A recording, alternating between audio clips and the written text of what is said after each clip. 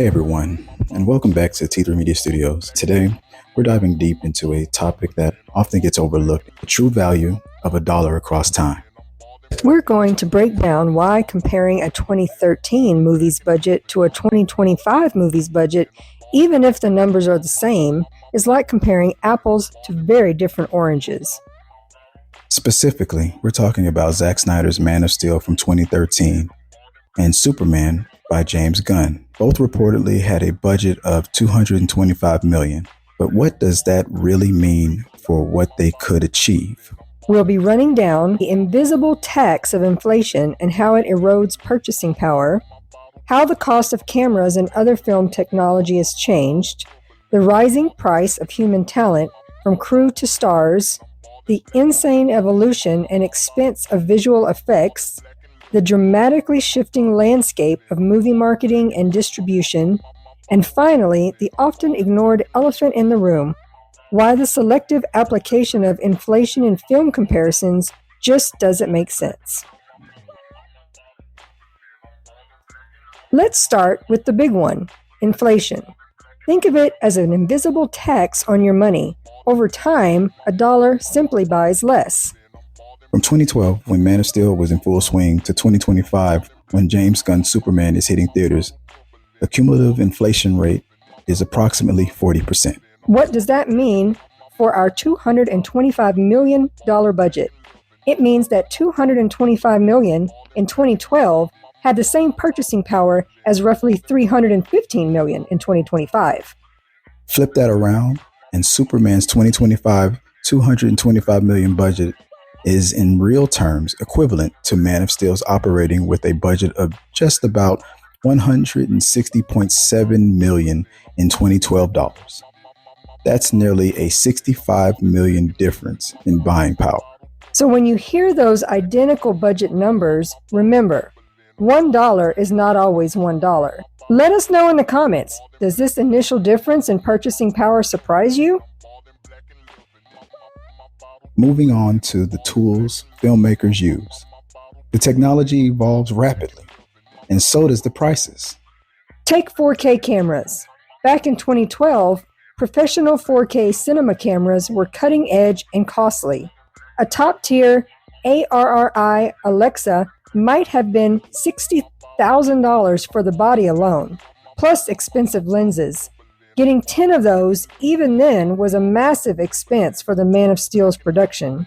Today, 4K is standard, and 8K is becoming more common. While some base cameras' costs might have come down, the sheer amount of specialized equipment, custom rigs, drones, and advanced lenses needed for a major modern blockbuster like Superman 2025 means you're still investing heavily. Plus, the constant need for upgrades and maintenance for this sophisticated gear adds up.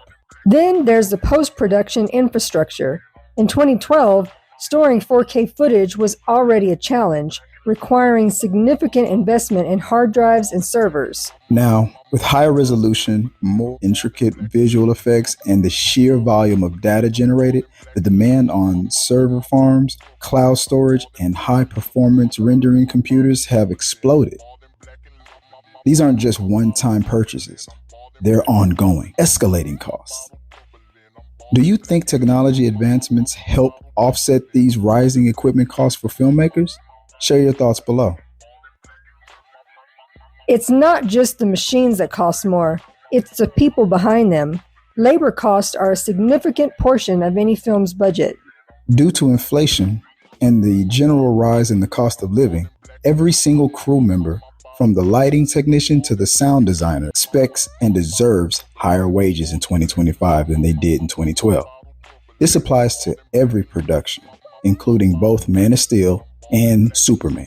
When it comes to highly specialized talent, like the visual effects artists we'll talk about next, their market value has soared due to increased demand and the growing complexity of their craft. Even star power isn't immune.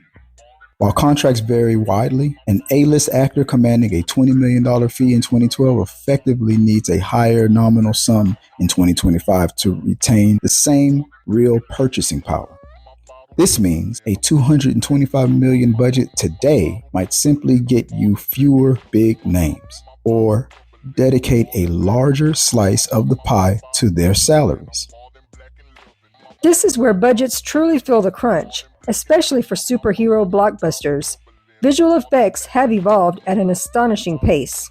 In 2013, Man of Steel pushed boundaries with the destructive sequences and Kryptonian powers.